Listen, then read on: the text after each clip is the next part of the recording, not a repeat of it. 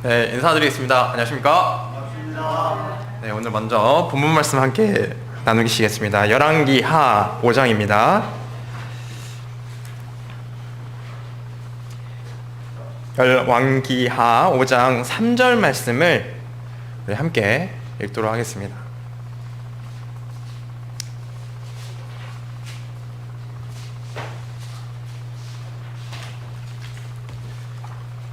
그럼 찾으신 줄 알고 함께 읽도록 하겠습니다. 시작. 그 주모에게 이르되 우리 주인이 사마리에 계신 선지자 앞에 계셨으면 좋겠나이다. 저가 그 문둥병을 고치리이다. 아멘. 성도님 반갑습니다. 지난 9월 말경에 제가 왔다가 지금 한 달 반 정도 지나서 또 오게 됐습니다. 원래 오늘 전주교 이호 목사님이 오셔야 되는 순서인데 그 전도 집회를 앞두고 준비하실 내용이 있으셔서 안타깝지만 제가 오게 됐습니다. 제가 9월 말에 오고 지금 한 달 반 정도 지나고 지금 왔는데요. 그 사이에 저한테 큰 변화가 있었습니다. 아시는 성도님들 아시겠지만 제가 둘째가 나왔어요. 둘째가 아들이 나왔습니다. 정말 큰 은혜잖아요, 그죠? 큰 은혜고 너무 감사한데 한편으로는 저에게 또 저희 가정에 굉장한 단련의 시간이 되고 있습니다. 단련의 시간이라고 말씀드리면 어떤 의미이신 줄 아실 거예요. 그쵸? 아기를 키워보신 성도님께서는 아기가 딱 나왔을 때 마냥 기쁘지만은 않은 그 상황들을 좀 이해하고 계실 것 같습니다. 제 아들이 지금 34일 태어난 지 그 정도 됐는데요. 처음에는 좀 순한 척을 했어요. 그래가지고 와서 잘 자고 잘 먹고 그런 줄 알았는데 이 녀석이 점점 원래 보통 신생아들은 먹고 자고 기저귀 갈고 이러면은 사실 그러는 건 줄 알고 있었는데 먹고 자야 되는데 안 자요.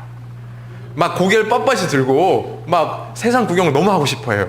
그래서 이제 그게 이제 수유텀이라고 하죠. 3시간별로 한번 밥 먹고 자고 기저귀 갈고 이런 거를 3시간마다 한 번씩 하는데 저는 사실 출근하고 저녁에 오면 이제 피곤하고 그러니까 이제 첫째랑 같이 자느라 잘 모르는데 제 아내가 3시간마다 그걸 계속 하는 거예요. 너무 힘들잖아요. 근데 아내가 물리적으로 육체적으로 너무 힘든데 사실 저도 되게 정신적으로 좀 힘들거든요. 쉽지가 않거든요. 그래가지고 그런 단련의 시간들이 돼가고 있는데 제 둘째가 그러다 보니까 첫째 때 생각이 좀 나는 거예요. 제 첫째는 딸인데 지금 5살, 만으로 4살 돼가고 있습니다. 근데 이 첫째는 얘보다 더 심했거든요. 엄청 심했어요. 그래가지고 목소리가 일단 우는 소리가 너무 커가지고 얘를 좀 안아도 울고 눕혀놔도 울고 밥 먹어도 울면 그냥 울게 내버려 둬야 되는데 동네 사람들이 시끄러워서 민원이 들어올까봐 어르고 달래고 막 하느라 하여튼 굉장히 공이 많이 들어간 그 첫째가 있습니다. 이 녀석 그걸 생각해 보니까 그래도 이 녀석보단 낫구나. 그래도 하나님께서 이렇게 이 단련 그때 첫째 때 단련을 좀 시켜 놓으셨구나. 그리고 다행히 그때보다 목소리가 크지 않구나라는 은혜를 저희에게 허락을 하신 거죠. 저희 딸이 너무 많이 울어가지고 교회에 가서 이제 성도님들께서 첫째 때 지금 말고 첫째 때 교회 가서 성도님들께서는 애 잘 크고 있지? 그러면은 저희가 항상 대답할 수 있는 게 이것밖에 없었어요. 너무 울어요. 너무 크게 웁니다. 그래서 저희의 차한 상황들을 설명을 드렸었는데 그때 그 장면이 아직도 안 잊힙니다.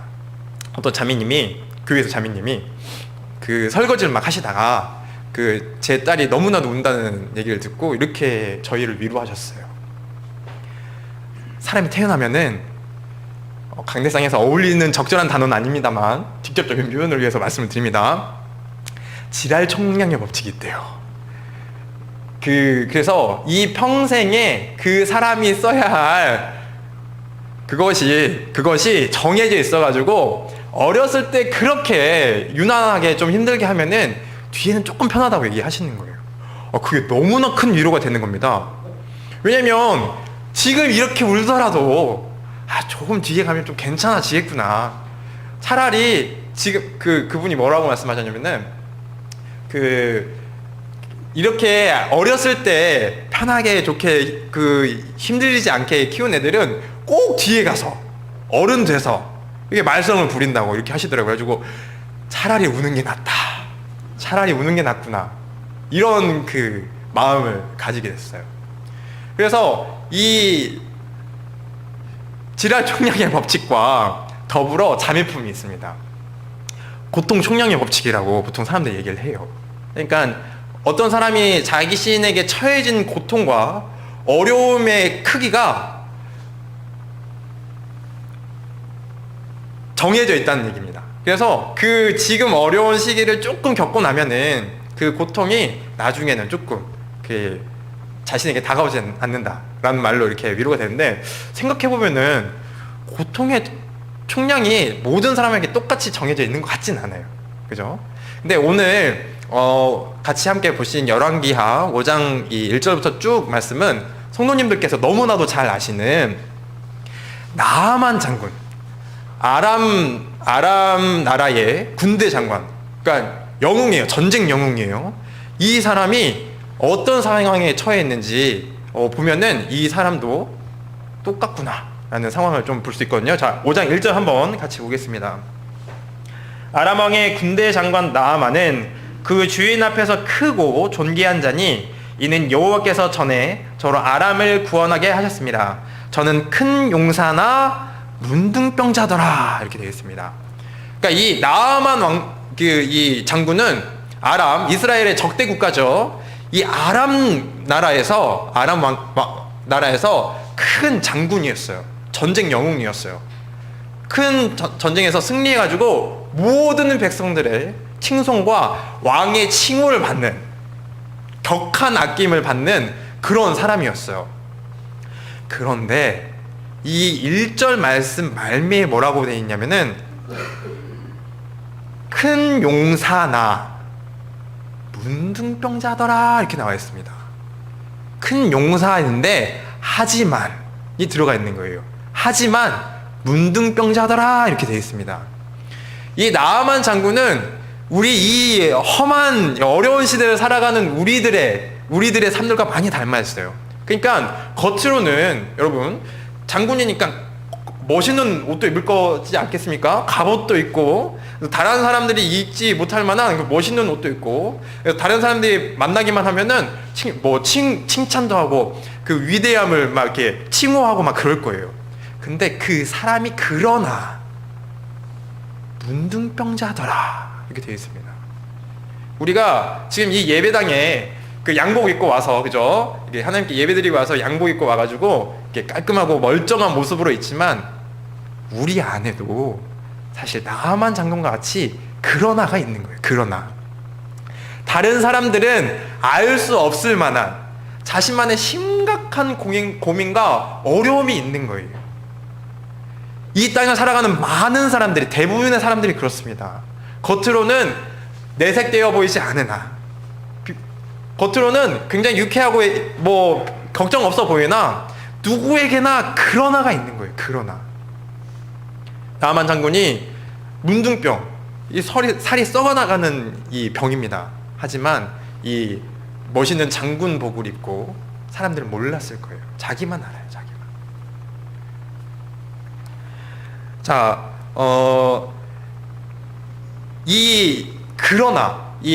방금 말씀드린 우리의 삶을, 다른 사람은 모르는 우리의 삶을 지배하는 이 고통의 그러나가 우리에게 만냐 정냐의 그 문제지 다 있다는 것들을 우리가 인정할 수 있습니다. 그래서 우리 탤런트 갑자기 자살하는 얘기 들으면 나아만 장군이 그냥 비슷한 거예요.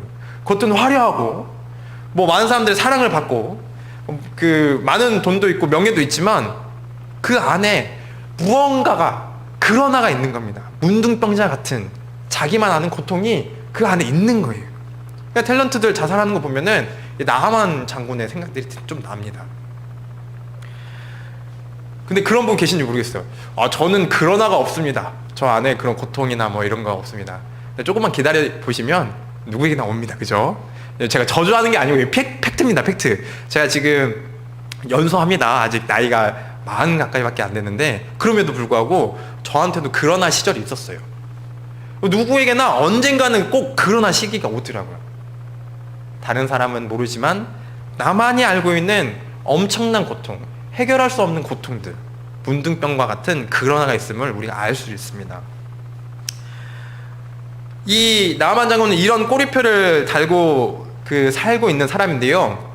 이 사람에게 이 그러나 이걸 가지고 있는 이 문둥병을 가지고 있는 이 문둥병 꼬리표를 가지고 있는 나만 장군에게 희망을 전해준 사람이 있습니다. 그 사람이 누구냐면 자 2절 한번 보시죠. 전에 아람 사람이 떼를 지어 나가서 이스라엘 땅에서 작은 계집아이를 하나로 사로잡음에 저가 나아만의 아내에게 수중 들더니 이름도 없어요. 누구라고 정확한 설명도 없습니다. 그의 어떤 개인적인 것들이 드러나는 장면이 아니에요. 이름도 없는데 이 어린 계집아이, 어린 소녀가 나아만 장군에게 희망을 전해줬어요. 근데 이 2절 말씀을 잘 곰곰이 살펴보시면 이 아람의 장군인 이 이스라엘 소녀가 이 아람 장군 밑에까지 어떻게 들어갔는지 설명이 되어 있어요. 어떻게 되어 있냐면 전에 아람 사람이 떼를 지어 나가서 이스라엘 땅에서 작은 계집아이 하나를 사로잡음에 이게 무슨 말입니까? 어떤 성경학자는 이렇게 하더라고요. 전쟁 중에 일어난 일이 아니에요. 포로로 잡아온 거거든요. 지금 이스라엘 땅에 있는 그 어린 소녀를 전쟁 중에 데리고 온 게 아니고 떼를 지어 나가서 그냥 약탈한 거예요. 약탈. 그냥 그 이스라엘 땅에 가서 아람 사람들이 몇 명이 가가지고 약탈해가지고 데려온 사람이 지금 이 소녀인 겁니다. 이 소녀는 가족들이랑 행복하게 살고 있었을 거예요. 그렇죠? 자신의 꿈도 있었을 테고 하고 싶은 일들도 있을 거고 뭐 이웃집 총각이 마음에 들었을지도 모르겠습니다. 근데 그 삶의 자리에서 뺏겨진 거예요. 손으로채 무너졌어요. 그냥 이쁘게 데려온 게 아닙니다. 약탈해 왔어요. 마치 일제강점기 때에 우리나라 대한민국 소녀들이 일본으로 강제로 이렇게 끌려간 것처럼 그렇게 약탈돼서 간 거예요. 이 소녀가 나아만 장군에게 희망을 전합니다. 자, 근데 이 나아만 장군이 어떤 사람입니까? 아람 나라의 전쟁 영웅이에요. 이를테면 뭐 예를 들자면 우리나라의 뭐 그 일제 강점기로 하자면은 이토 히로부미 같은 사람이에요. 이토 히로부미 같은 사람이에요. 그 집에 억지로 가서 끌려간 겁니다. 끌려갔어요. 어떻게 희망을 전할 수 있었을까요? 원망스럽지 않았을까요? 아람 사람의 대표예요. 지금 최고 그거예요. 그 전쟁 영웅이고 추앙받는 사람이에요. 나을 수 있다는 희망을 전해주고 싶겠어요? 원수인데, 아주 철천지 원수인데, 나를 가족에게서 빼앗아난 그런 아람 나라 사람의 원수인데, 이 소녀에게 어떤 믿음이 있었는지 모르겠지만 이거 하나는 분명합니다. 뭐냐면은 그 사람이, 이 소녀가 용서를 했는데, 어떤 용서를 했냐면은 이런 어떤 목사님이 이렇게 표현하더라고요. 이 내비게이션 소녀라고 이렇게 얘기하더라고요. 왜 내비게이션 소녀냐 이러냐면은 우리가 그 길을 잘못 갈 수 있잖아요. 내비게이션이 안내해준 대로 이제 운전을 하고 가다가 뭐 원래 안내해준 거에서 제가 잘못 들어갈 수 있잖아요. 근데 이 소녀가 이 내비게이션이 잘못 들어간 것을 탓을 해요, 안 해요? 원망해요, 안 해요? 안 해요. 아따 김선민 너 이렇게 안 봤는데 너 그렇게 가게야? 이렇게 안 하잖아요, 내비게이션이. 그죠? 뭐 해요? 그 자리에서 가장 빠른 최적의 길을 안내해줘요. 아무 말도 하지 않아요. 탓하지도 않고 원망하지도 않아요. 그 자리에서 자신의 할 수 있는 최대한의 능력을 가지고 찾아줘요, 길을. 과거에 연연해요? 아니에요. 과거에 연연하지 않아요. 앞으로 그 잘못 들어간 그 길에서 앞으로 어디로 가야 최적의 길로 가는지 안내만 해주는 거예요. 이 소녀는 자기가 원하지 않게 여기 왔어요.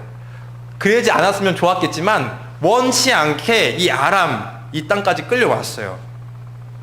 그러면 이 소녀가 할 수 있는 일은 두 가지입니다. 딱 두 가지로 나뉘어요. 평생 원망하고 증오하면서 저주하면서 내가 스스로 지옥 안에 살거나, 그죠? 첫 번째, 그죠? 두 번째, 이미 벌어진 일, 어쩔 수 없는 것들 그냥 놔두고 그 자리에서 내가 할 수 있는 신앙에 최선을 다하는 거예요. 두 가지밖에 없어요. 그쵸? 우리 신앙의 여정도 그렇습니다. 그쵸? 우리가 항상 오른쪽 가고 싶은데 항상 오른쪽 가는 거 아니잖아요. 그쵸? 잘못해서 왼쪽 갈 수도 있잖아요. 그러면은 뭐가 잘못됐고 뭐가 탓이고 누가 원망되고 그게 문제가 아니고 그 자리에서 어떻게 하면 다시 하나님이 기뻐하시는 길 안으로 들어갈 수 있을지 그걸 탐색하는 거예요. 탐색하는 거. 그래서 이 어떤 목사님이 이렇게 이 소녀에게 이렇게 말하더라고요. 내비게이션 소녀. 원수인 아람 이 군대 장관의 집에서 그 군대 장관 이 나아만 아내의 시종을 들고 있어요. 이 사람이 이 소녀가 자신이 원치 않게 그 곳에 끌려왔지만 여기서 자신의 믿음으로 할 수 있는 모든 최선을 다하는 겁니다. 그쵸? 그 앞서 용서가 있었어요. 용서가. 내가 이렇게 된 건 어쩔 수 없고 뭐 누구 탓하지도 않고 내가 여기서 할 수 있는 일을 하겠다라고 하기 전에는 용서가 있었어요. 성도님들, 그 어떤 분들은 이렇게 얘기하더라고요. 용서의 의미에 대해서. 용서가 군화발로 국화꽃을 이겼을 때 그 군화에 국화꽃의 향기를 묻혀 보내는 게 용서라고 하더라고요. 굉장히 어렵죠. 나를 이겼는데 그래도 그 이긴 가운데 나의 향기를 묻혀서 보내는 게 용서라고 하더라고요. 너무나 어렵습니다. 우리가 실제로 상상하고 실행하기엔 너무 어렵습니다. 어렵죠. 쉽지 않죠. 그 용서의 자궁이 먼저 있지 않았으면, 그리고 이 상황 가운데 하나님께서 나를 어떻게 인도하실지 그냥 최적의 길을 바로 탐색하고 탐구하고 바로 그냥 가는 이 소녀. 근데 이 소녀가 이름도 없이 우리에게 지금까지도 교훈을 줍니다. 용서가 나를 위한 거예요, 사실. 용서는 상대방을 위한 겁니까? 아니에요. 예수를 믿지 않던 용서하는 건, 누군가를 용서하는 거는 상대방을 위한 게 아닙니다. 그 사람을 증오하면서 미워하면서 그 지옥에서 살 나를 위해서 하는 거예요. 용서하지 않으면 그 지옥에 내가 계속 살고 있거든요. 그래서 용서하는 거예요. 용서는 그 잘못을 저지른 상대방을 위해서 하는 게 아닙니다. 다 아시잖아요. 그죠? 다만 우리는 예수 그리스도를 믿는 사람들로서 그 용서하는 과정이 조금 아름다울 뿐이지 용서가 다른 사람, 그 상대방을 위한 게 절대 아니에요. 제가 예전에 제가 학교에서 근무하는데 한창 애들이 너무 말 안 듣고 저를 싫어했던 적이 있었어요. 저는 잘하고자 했는데, 노력했는데 원치 않게 된 거예요. 물론 잘 안 맞았던 것 같아요, 성향들이.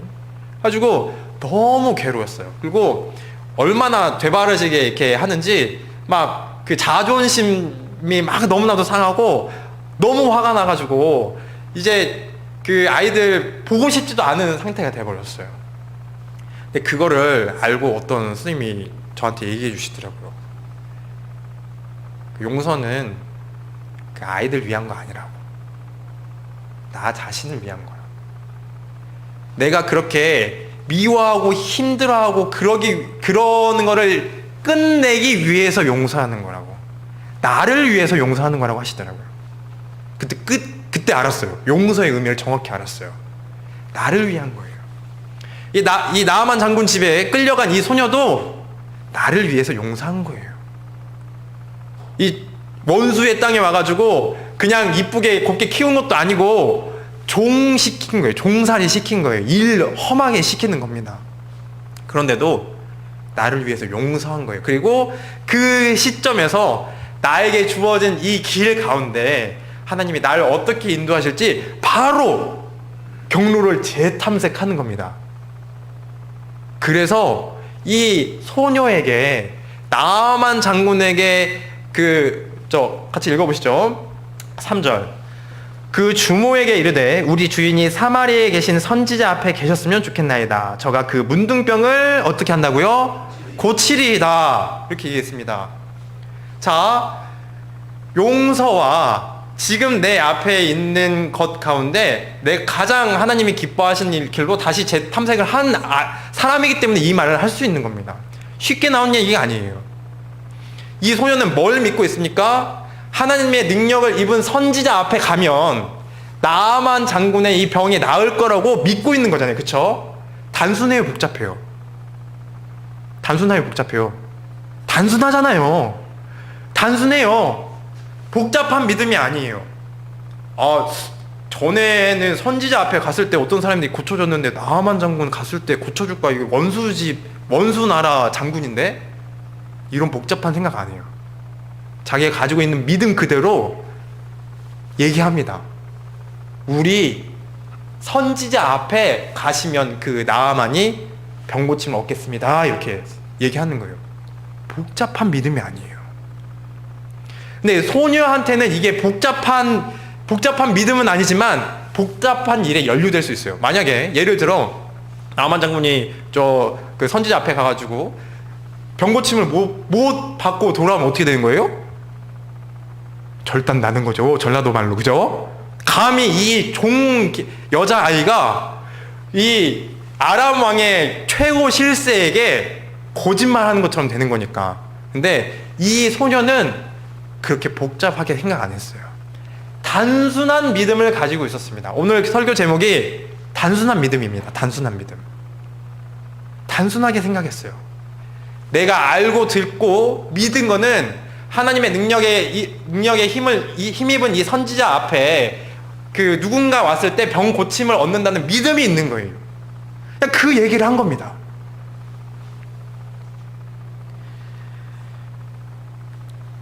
제가 3절하고 4절 보시면요. 이제 3절 읽었으니까 한번 보시죠. 4절. 나아만이 들어가서 그 주인에게 고하여 가로되 이스라엘 땅에서 온 게지바이의 말이 이러이러하나이다. 이렇게 얘기합니다. 자, 처음에 이 소녀가 누구한테 얘기했어요? 나아만의 아내에게 얘기했어요. 근데 지금 3절 건너뛰고 4절에는 나아만이 그 주인 왕한테 가서 얘기하는 거예요. 3절과 4절 사이에 많이 생략되었지만 엄청난 일이 있었을 거예요. 자, 보십시오. 이제 이 소녀가 나아만의 아내에게 먼저 얘기했죠. 병 고침 얻을 거다고 선지자한테 가면. 이 아내는 이 소녀의 말을 신뢰하지 않았으면 나아만에게 이 말을 전했을까요? 전하지 않았을까요? 그리고 전하고 둘이 얘기했을 겁니다. 어떤 얘기했을까요? 저 소녀의 말을 믿어도 될까? 저 소녀가 한 말이 진짜로 그렇게 될 수 있을 만한 말인가? 그리고 나아만이 결정을 했어. 그래, 결심했어 하고 왕 앞에 나아가기까지 얼마나 많은 고민이 있었겠습니까? 그죠? 그냥 쉽게 간 거 아닐 거예요. 근데 생각해 보십시오. 이 나아만에게 희망을 전한 이 소녀가 그 소녀의 말에 비록 작은 여자아이, 종 여자애지만 말에 신뢰가 없었다면 이 나아만의 아내에게까지 전달이 됐을까요? 이 말에 신뢰가 없었으면 전달이 됐을까요? 안 됐을까요? 안 되죠. 이 나아만 아내도 이 여자아이가 신뢰할 만한 말과 행동과 그 품행에서 드러나는 모든 것들이 신뢰할 만한 아이니까 나아만한테 전달이 된 겁니다. 그냥 어린애가 하는 말이라고 거짓말 달고 사는 아이라고 여겨졌으면 아마 그 아내가 접수도 안 했을 거예요. 이 어린아이에게 우리가 이 배울 점이 있어요. 교훈받을 점이 있습니다. 우리가 예수 믿는 것 자체가, 이 예수님이 우리를 위해서 죽었다가 부활하셨다는 사실을 우리가 믿는 사람들이잖아요. 그죠? 근데 다른 사람들은 그거 믿을 수 있을 만한 말일까요? 아닐까요? 못 믿죠. 예수님 죽었다가 3일 만에 부활하셨는데 그게 우리들 때문이라고 얘기를 하면 다른 사람이 못 믿죠. 그쵸? 이런 우리는 사실 말도 안 되는 걸 전달하는 사람들이에요. 그죠? 그럼 다른 사람들이 이해하기 힘든 것을 전달하는 사람들이에요. 제가 하나님을 믿고 있다고 직장 동료에게 얘기를 했을 때 자기는 누군가를 믿는다는 것 자체가 어렵다고 얘기하더라고요. 맞아요. 그죠? 뭐 가족, 친지 누구라도 사실 쉽게 믿기 어려운 세상입니다. 근데 그 가운데 예수님이 죽었다가 부활하셨다는 걸 전하는 우리들의 말이 우리 자신을 신뢰할 만한 사람이라고 여기지 않으면 전달이 되겠습니까? 안 되죠. 좀 피곤하시죠? 피곤하신 것 같은데. 피곤하신 것 같습니다. 그죠? 네. 전달이 안 돼요.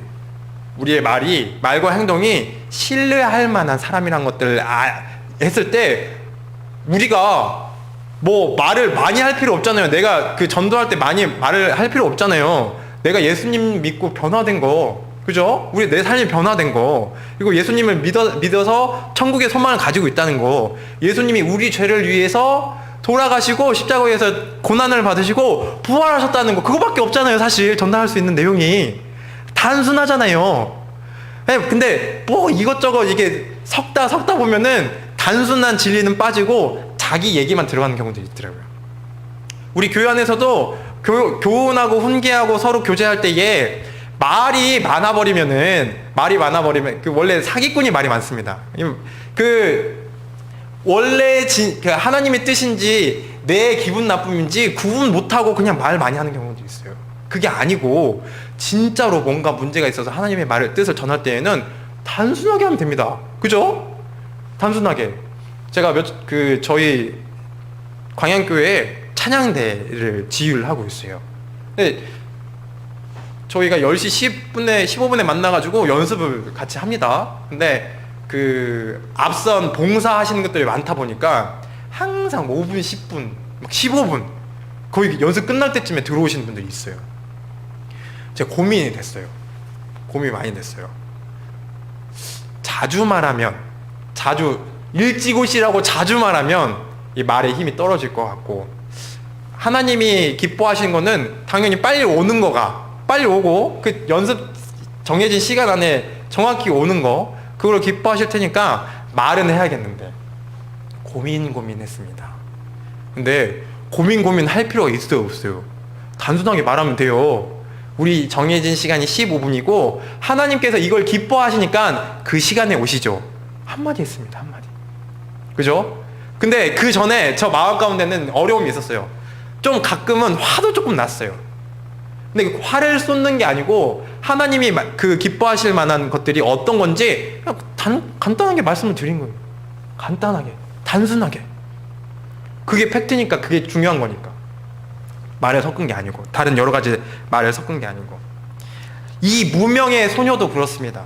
이 무명의 소녀도 다른 말을 우리 선지자님이 이런 것도 하시고 저런 것도 하시고 이렇게 막 섞어서 얘기한 게 아니에요. 단순하게 그 하나님의 능력을 입은 그 선지자 앞에 가기만 하면 병 고침을 얻겠다. 단순하게 얘기한 거예요. 이게 단순한 믿음입니다. 많이 복잡하게 생각하는 게 아니고 단순하게 얘기한 거예요.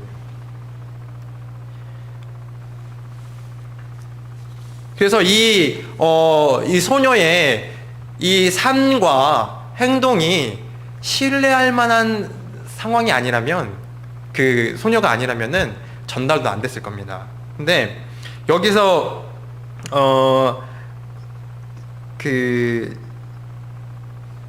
보시면, 말씀 잠깐 다시 보겠습니다. 우리 4절 읽으셨죠? 자, 이제 5절 보시죠. 아람 왕이 가로되 갈지어다, 이제 내가 이스라엘 왕에게 글을 보내리라. 나아만이 곧 떠날새 은 10달란트와 금 6,000개와 의복 10벌을 가지고 가서 굉장한 일이 벌어집니다. 전쟁 포로였던 이 소녀의 단순한 이 믿음 하나로 말씀드린 이 하나가 아람 왕을 움직였어요.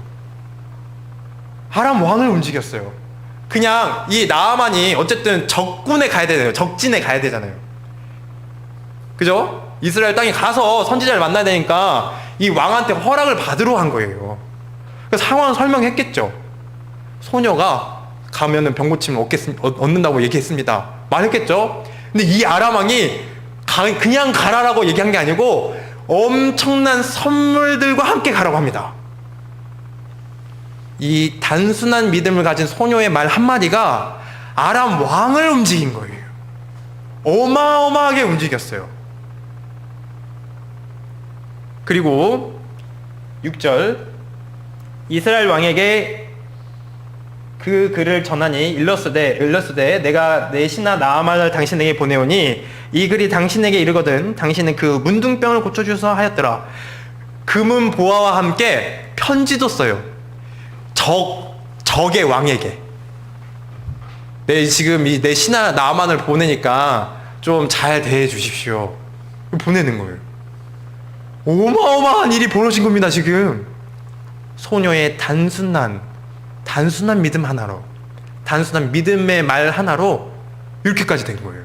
그리고 7절 자 이스라엘 왕이 그 글을 읽고 자기 옷을 찢으며 가로되 내가 어찌 하나님이 간데 능히 사람을 죽이며 살릴 수 있으랴. 저가 어찌하여 사람을 내게 보내어 그 문둥병을 고치라 하느냐. 너희는 깊이 생각하고 저 왕이 틈을 타서 나로 더불어 시비하려 함인 줄 알라 하니라. 이스라엘 왕은 큰일 났습니다. 호들갑이 보통 호들갑이 아니에요. 저 아람 왕이 왜 우리한테 군대 장관을 보내지? 이 나아만을 보내지? 야 신하들아 너희들은 깊이 생각해봐. 아마 저 아람 왕이 이 나아만 보내가지고 이걸로 시비거리를 만들어서 전쟁을 하게 할 거야. 이렇게 생각하는 거예요. 호들갑이 보통 호들갑이 없어요. 아니에요. 단순한 믿음이 아닌 거죠. 생각이 많아요. 지금 자기가 저기 이스라엘 왕한테 병고침 얻으려고 지금 오는 거예요? 그래요? 아니잖아요. 선지자 만나러 가는 거잖아요. 그죠? 성도님들 피곤하신 것 같습니다. 피곤하시죠? 네. 아니, 정신이 하나도 없어요. 아이고, 호들갑이 아니에요. 그리고 중요한 말씀이 있습니다. 여기 보시면, 자, 7절 보시면, 뒤에 보시면, 문둥병을 고치라느냐. 너희는 깊이 생각하고, 믿음이 없는 상태에서 깊이 생각하잖아요. 그럼 그게 하나님이 기뻐하시는 뜻대로 할까요? 원치 않는 뜻대로 할까요? 원치 않는 뜻대로 합니다. 내가 믿음 안에서 확정되지 않은 상태에서 깊이 생각하잖아요. 대부분의 믿음들이 그래요.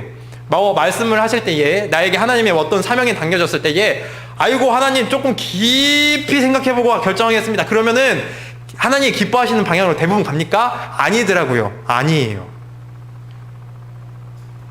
깊이 생각하라고 호들갑을 해요. 신하들한테 야 무슨 뜻인가 잘 이해해봐라. 그러면 하나님이 기뻐하시는 뜻대로 이 사람들이 생각하냐? 절대 안 그렇습니다. 절대 안 그래요. 그냥 단순한 믿음을 가지고 있으면 돼요.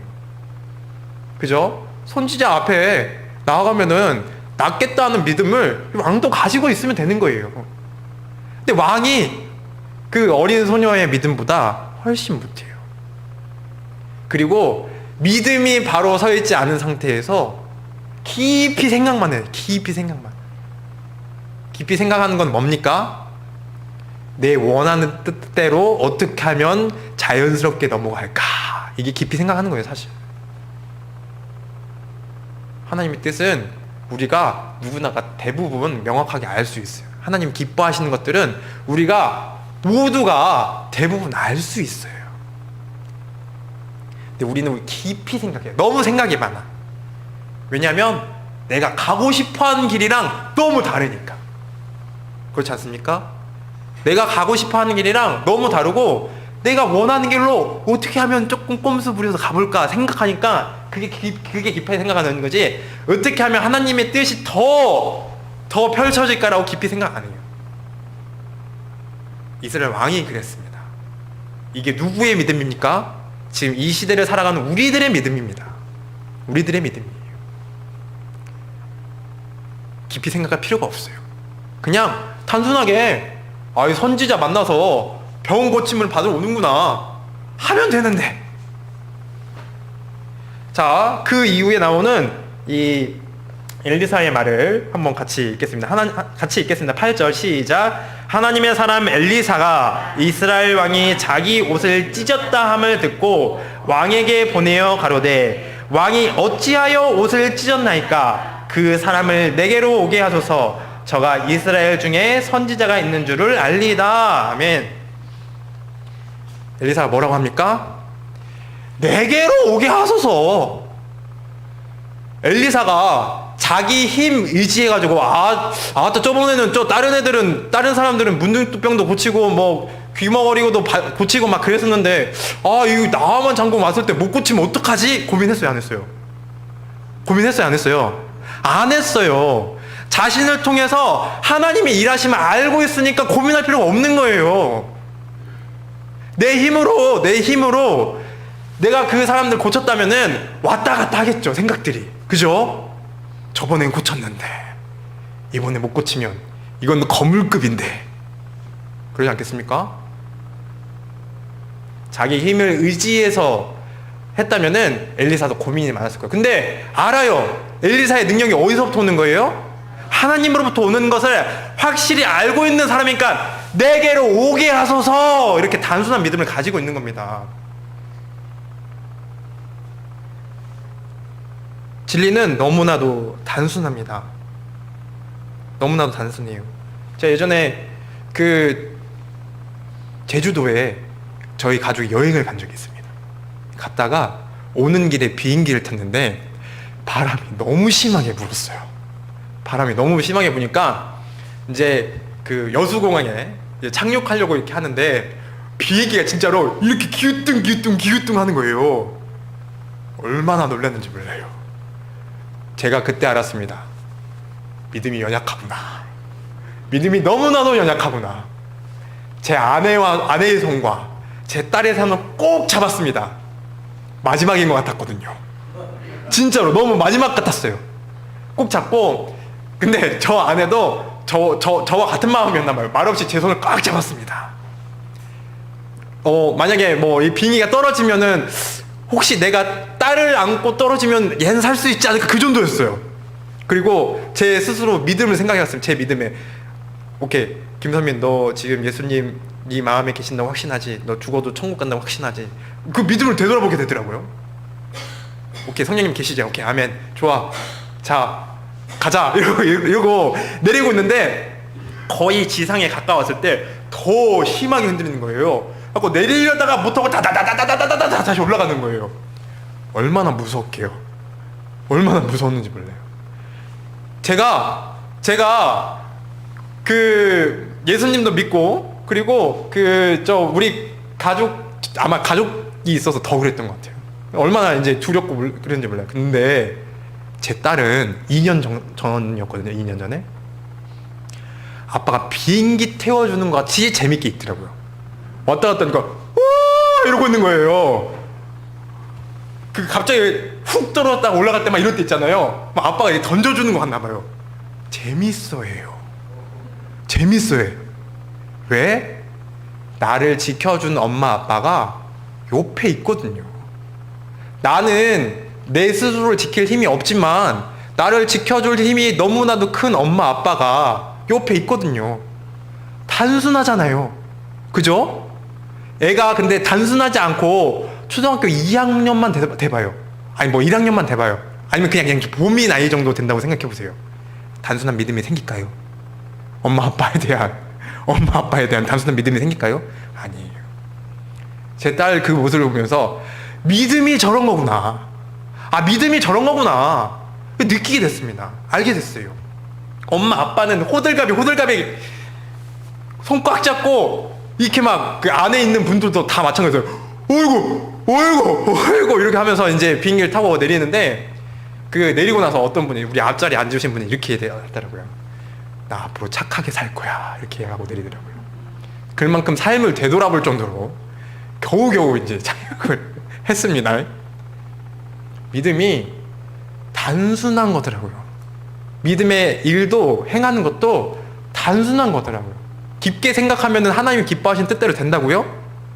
안 되더라고요. 제 딸같이, 엄마 아빠는 사실 그럴 능력이 없지만 자기를 지켜줄 엄마 아빠만 옆에 있으면 부족한 게 없는 거예요. 엘리사 선지자도 그랬고, 이 어린 소녀도 그랬어요.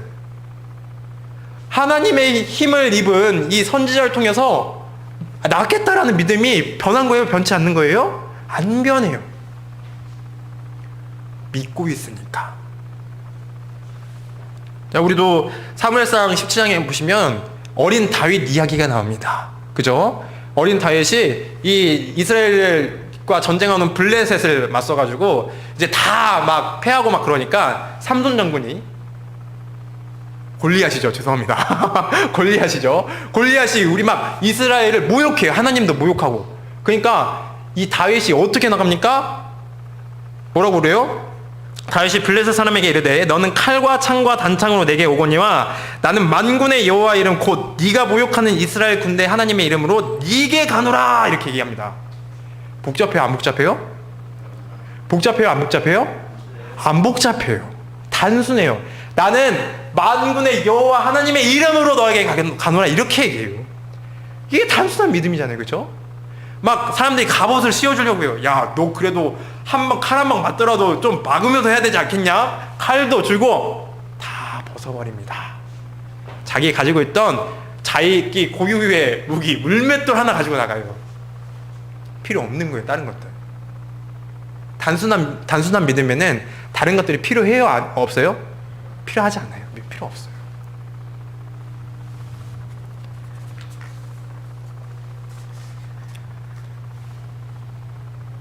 자, 마태복음 14장 28절 보시겠습니다.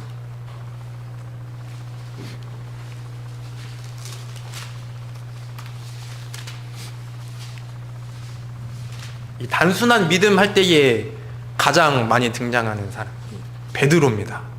단순하고 자기가 생각하는 게 맞다고 여기면은 지체하지 않는 사람, 베드로죠. 14장 28절 함께 읽겠습니다. 시작. 베드로가 대답하여 가로되 주여 만일 주시어든 나를 명하사 물 위로 오라 하소서 한데, 이렇게 했어요. 이거 전 사정이 어떤 사정이냐면, 이 깜깜한 밤에 그 예수님이 물 위로 걸어오시니까 다른 제자들은 귀신이다 하고 놀라가지고 떨고 있었어요. 두려워하고 있었어요. 근데 베드로가 예수님인지 확인을 하고, 예수님, 만일 예수님이시면 제가 이 바다 위를 걷게 해주십시오, 이렇게 얘기한 겁니다. 단순하죠. 다른 사람은 떨어요. 생각이 많아요. 귀신이다, 유령이다. 두려워집니다. 생각이 많으면 두려워집니다. 그리고 이 베드로는 만일 주시면 제가 가겠습니다. 단순하죠. 그쵸? 복잡합니까? 바다 위에 발을 딛는 것 자체가 단순한 겁니까? 안 단순한 겁니까? 안 단순한 거잖아요. 바다 위로 걸으려고 발을 딛는 게 단순한 거예요? 아니잖아요. 근데 지금 베드로는 무슨 믿음을 가지고 있어요? 단순한 믿음을 가지고 있는 거예요. 예수님이면 내가 걷겠습니다. 단순한 믿음을 가지고 있어요. 근데 여기서 베드로가 우리에게 주는 교훈이 또 하나 있어요. 자, 보십시오. 28절. 베드로가 대답하여 가로되 주여 만일 주시어든 나를 명하사 물 위로 오라 하소서 한데, 오라 하시니 베드로가 배에서 내려 물 위로 걸어서 예수께로 가되, 30절.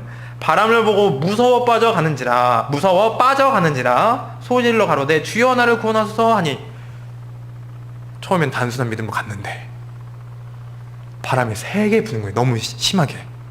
그러니까 어떻게 해졌어요? 마음이 두려워졌어요. 처음에 단순한 믿음으로 우리가 믿음의 첫 발들을 내디딜 수 있어요. 그쵸? 그죠? 아, 그러지 않습니까? 네. 우리가 단순한 믿음으로 하나님이 기뻐하시는 게 이런 거구나 하고 단순한 믿음으로 첫 발을 내디딜 수 있어요. 근데 그 내딛고 난 뒤에도 두려움이 올 수 있어요? 없어요? 있어요. 베드로 보니까 내가 하나님이 기뻐하신 뜻대로 단순하게 믿음을 딱 한 걸음 내들었는데 세게 부는 바람 보니까 두려워져요. 그래서 바다에 다시 빠지게 됩니다. 두려움이 단순하지 못하게 만듭니다. 두려움이 단순하지 못하게 만들어요. 그리고 예수님 바라보고 가면 되는데 다른 데 보는 거예요. 다른 데 보는 거.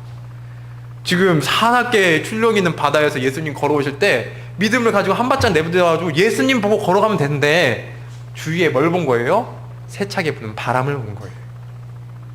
단순한 믿음을 가지고 걸어갈 때 우리가 어떨 때 두려움에 빠지냐면 견눈질 할 때 두려움에 빠집니다. 그리고 그때부터 단순한 믿음은 사라져요. 그죠? 다 경험하셨잖아요. 그죠? 베드로가 한 번만 바다 위로 걸어간 거 아니에요. 바다 위로 자신의 몸을 던진 게 아닙니다. 한 번 더 던졌어요. 예수님이 죽고 부활하신 이후에 예수님이 제자들한테 보이시잖아요. 자신의 몸을. 그리고 세 번째 보이실 때가 바닷가였어요. 바닷가에 요한이 저 건너쪽에 예수님 보이니까 요한이 저 예수님 아니야? 그러니까 이 베드로가 또 바다에 몸을 던집니다.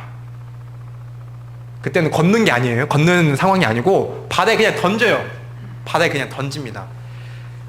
자기가 다 울 때마다 예수님을 부인했던 자기 자신이 너무 비참하고 어렵고 힘들었는데 예수님 부활하신 예수님을 다시 만나게 되니까 어떻게 되겠어요? 마음이 나는 다시는 뒤돌아보지 않고 예수님 쫓겠다 하고 단순하게 다시 바다에 뛰어든 거예요. 겉옷을 가지고 뛰어듭니다. 무슨 의미입니까? 다시는 이쪽에 돌아오지 않겠다는 얘기예요. 다시 이쪽에 오지 않겠다는 얘기예요. 배 쪽으로. 예수님 가시는 곳으로 내가 끝까지 쫓아게 하겠다라는 뜻을 가지고 있습니다. 이 베드로의 이 단순한 믿음을 가지고 우리가 얼마나 이 교훈을 얻을 수 있는지 모릅니다. 예수님이 원하실 때에 기뻐하시는 뜻을 쫓아서 단순한 믿음을 걸었는데 주위 상황을 보면 안 돼요? 안 돼요. 단순한 믿음은 주님께 집중하는 것과 같이 가야 됩니다. 여기저기 견눈질 하다 보면은 떨어져요. 그 교훈을 입은 베드로가 다시 한번 바다에 던질 때에는 걷는 거 상관없어요. 물에 빠지는 거 상관없어요. 그냥 가는 거예요. 그냥 가는 거. 예수님과 함께 하려고 교훈을 입은 베드로가. 우리도 단순한 믿음을 갖고 한 걸음 내딛었을 때 실패할 수도 있어요. 그쵸? 실패할 수도 있어요. 그럼 뭐 생각하면 돼요? 내비게이션 소녀. 그죠? 시종, 나아만 장군 아내의 시종, 이름 없는 소녀 생각하면 돼요. 자기가 원치 않는 길로 빠졌을 때 거기서 다시 하나님이 가장 기뻐하시는 길로 다시 경로를 탐색해서 가면 돼요. 이게 단순한 믿음이더라고요. 좀 몰랐어요.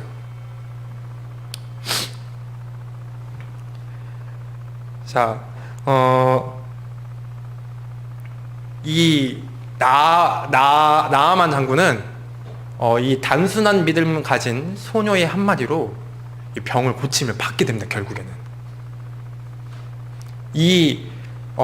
아까 서두에 말씀드렸던 이 꼬리표, 다른 사람은 다 모르는 그러나 문둥병자 환자였더라. 우리 심령 가운데 다 누구나 가지고 있는 그러나 무엇이었더라. 나의 삶과 이 신앙의 여정을 괴롭히는 이 다른 사람은 모르지만 나만 아는 이런 것들. 이런 것에 누가 희망을 전해준 거예요, 지금? 이 소녀가 전해준 거예요, 그쵸? 소녀가 전해줬어요. 무슨 믿음을 가지고 전해줬습니까? 단순한 믿음을 가지고 전해줬어요. 깊게 생각 안 했어요. 선지자 앞에 가기만 하면 낫겠구나. 단순한 믿음 가지고 선포한 거예요. 그래서 나아만 장군이 이제 병 고침을 얻게 됩니다. 우리 아까 서두에 말씀드렸던 뭐 질환 총량의 법칙, 뭐 고통 총량의 법칙, 이게 아무리 생각해도 다 똑같지 않은 것 같아요. 고통 더 받고 있는 사람들 있는 것 같아요. 근데 이 고통을, 이 내가 가지고 있는 고통이 너무 심해, 너무 커. 우리 저기 며느님들 뭐 이런 거 예전, 지금은 안 그런데 예전 그 시어머니 시집살이 받으셨던 며느리들은 이 나한테 가지고 주는 이 고통의 크기가 다른 사람보다 어마어마해, 이렇게 여기시는 분들이 있어요. 내가 가지고 있는 그것뿐 아니라도 내가 가지고 있는 이 고통이 다른 사람보다 어마어마해서 난 이 고통을 떨어뜨릴 수 없어, 떨궈버릴 수가 없어. 그게 아니고 그 자리에서 이 우리가 하나님께서 우리 감당할 시험을 허락하신다는 그 믿음 가지고, 아 그래, 내가 그런 거 뭐 어려운 거 고통들 전에 있었지만 내비게이션이 다시 경로를 찾아서 하나님께 원하는 경로로 빨리 재탐색해서 가는 것처럼 나도 그것에 연연하지 않겠다. 그러니까 고통에 고통을 더하는 것은 사실 자신이거든요. 자신이에요. 다른 사람보다 내가 고통받는다라고 생각하면서 고통에 늪으로 빠져가면은 그거 사실 누가 고통을 더 주는 거예요?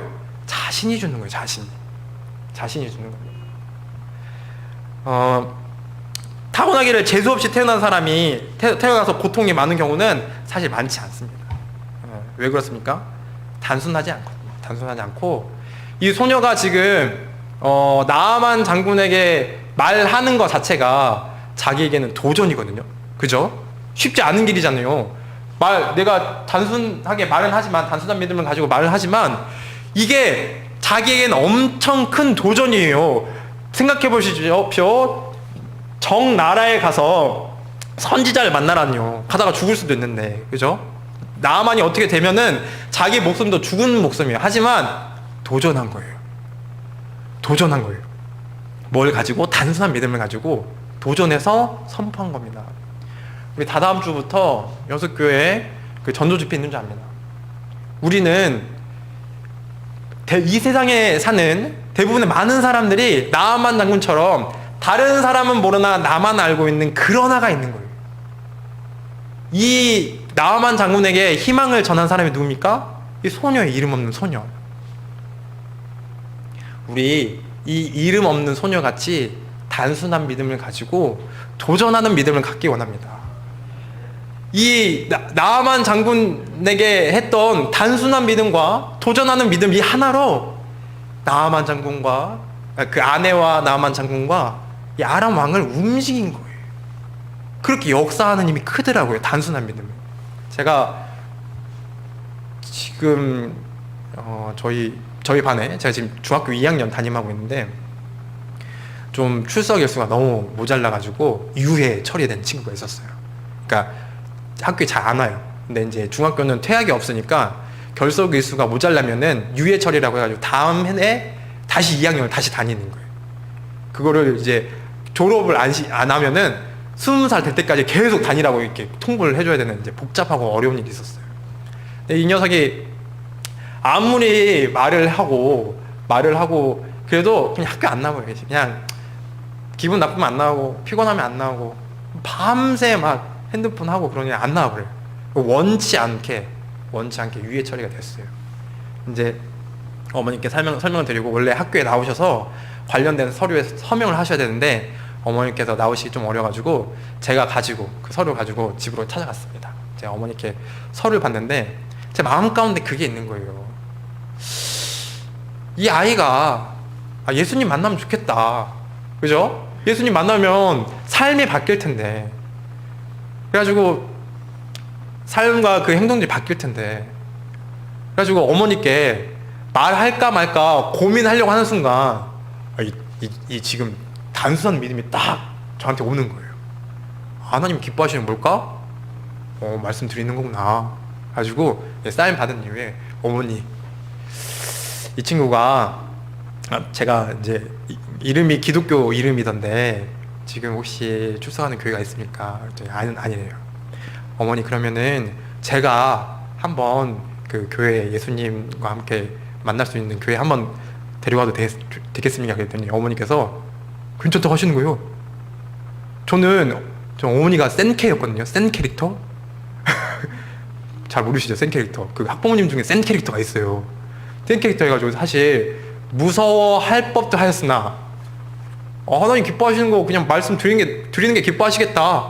하나님 그냥 말씀 드린 거예요. 근데 제발 데리고 하세요. 그러더라고요. 단순한 믿음을 가지고 시도를 하고 거기에 대한 응답을 받기 시작하잖아요. 단순한 믿음의 길 밟는 영역들이 점점 확대되더라고요. 그 친구한테 전화했어요. 잘 지내니? 이제 학교 안 나오고 있으니까 잘 안 지낸대요. 그래가지고 어머니께서 너 같이 교회 가도 된다고 말씀하셨는데 이제 네 의지랑 상관없어. 너 선생님이랑 같이 교회 가면 돼. 이렇게 했더니 저는 가고 싶지 않습니다. 이게 얘기해요. 그것도 어떻게 해요? 저는 얘기하는 거예요. 그냥 얘기하는 거잖아요. 걔가 어떻게 받아들일까? 우리 교회를 어떻게 받아들일까? 예수님을 어떻게 받아들일까? 고민하면 돼요? 안 돼요? 고민할 필요가 없는 거예요. 그 단순한 믿음이 아니에요. 그냥 하나님 기뻐하시는 거 얘기하면 되는 거잖아요. 그죠? 그게 단순한 믿음이더라고요. 다음 주부터 있을 우리 전도 집회에게 을 위해 성도들 많이 애쓰고 수고하신 줄 압니다. 근데 우리가 누구한테 말씀을 전하고 하는 것 자체가 사실 인간적으로는 너무나도 버거운 일이에요. 근데 우리가 이스라엘 왕처럼 그냥 호들갑 떨지 않고 내가 병 고치는 사람이냐, 내가 그 사람을 죽였다 살렸다 하는 사람이냐, 그 사람들이 어떻게 할 건지 너희 신하들은 곰곰이 생각해라, 이렇게 호들갑 떠는 사람이 아니고 어린 소녀처럼 단순한 믿음과 도전하는 믿음을 가지고 전하기 원합니다. 그러지 않으면 이 나아만 같은 사람이 이 세상에 너무나도 많은데 나아만 같은 사람들이 병 고침을 얻을 수 없는 거예요. 우리가 단순한 믿음을 가지지 않으면.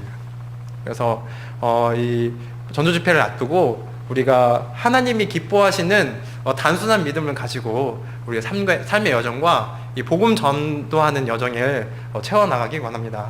네, 기도드리고 마치도록 하겠습니다.